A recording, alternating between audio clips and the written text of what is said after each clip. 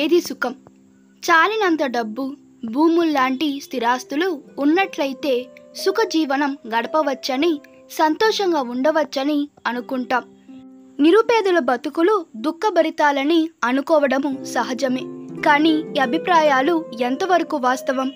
ప్రముఖ తత్వవేత్త దగ్గరికి ఒక వ్యక్తి వచ్చి, నేను చాలా కష్టాల్లో ఉన్నాను, సుఖ జీవనాన్నిచ్చే మంత్ర ఉపదేశం చేయండి అడిగాడు. తత్వవేత్త నవ్వి, అలాంటి మంత్రమేది తన దగ్గర లేదన్నాడు. అప్పుడు ఆ వ్యక్తి, నన్ను నిరాశపరచకండి, చాలా దూరం నుంచి వచ్చాను అని ప్రాధేయపడ్డాడు. ఇతడికి మాటల్లో చెబితే అర్థమయ్యేలా లేదనుకున్న తత్వవేత్త, మంత్రం చెబుతాను గాని సుఖంగా జీవిస్తున్న వారు ధరించిన పట్టు వస్త్రాన్ని ఒక దాని తీసుకురా అని చెప్పాడు. అంతేనా? అదెంతసేపు, ఇప్పుడే తెస్తాను అంటూ ఆ వ్యక్తి నగరంలోని ఒక పెద్ద వ్యాపారి దగ్గరికి వెళ్ళి, నాకు మీ పట్టు పెంచె ఒకటి ఇవ్వండి అన్నాడు. ఆ వ్యాపారి ఆశ్చర్యంగా, ఇస్తాను కానీ ఎందుకని అడిగాడు. ఎవరైనా సుఖంగా జీవిస్తున్న వ్యక్తి ధరించిన వస్త్రం తెస్తే నాకు సుఖ జీవన మంత్రం చెబుతానన్నారు తత్వవేత్త. అందుకే అన్నాడా వ్యక్తి.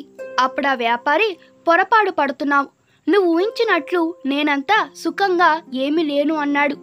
మంచి వ్యాపారము, సంపద, ఇంటి నిండా సేవకులు ఉన్నా మీరు సుఖంగా లేనంటే నేనెలా నమ్మను అన్న వ్యక్తితో వ్యాపారి, నమ్మలేకపోతే కొన్నాళ్ళు నా దగ్గర ఉండి నువ్వే చూడు అని చెప్పాడు. దాంతో వ్యాపారి ఇంట్లో ఉండిపోయిన వ్యక్తి ఆ దంపతులు తరచు గొడవ పడడం, వ్యాపారి కంటతడి పెట్టడం గమనించాడు.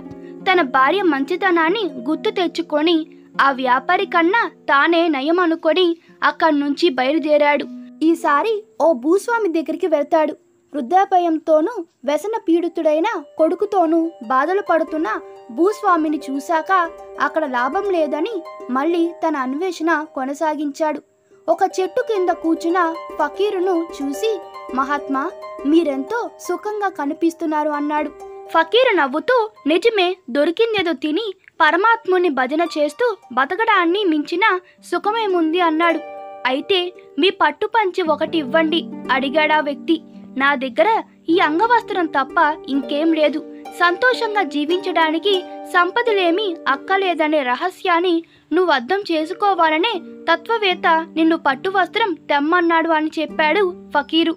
కోరికలకు, ఆశలకు లొంగక ఉన్నంతలో తృప్తిగా జీవించడమే సుఖ జీవన రహస్యం.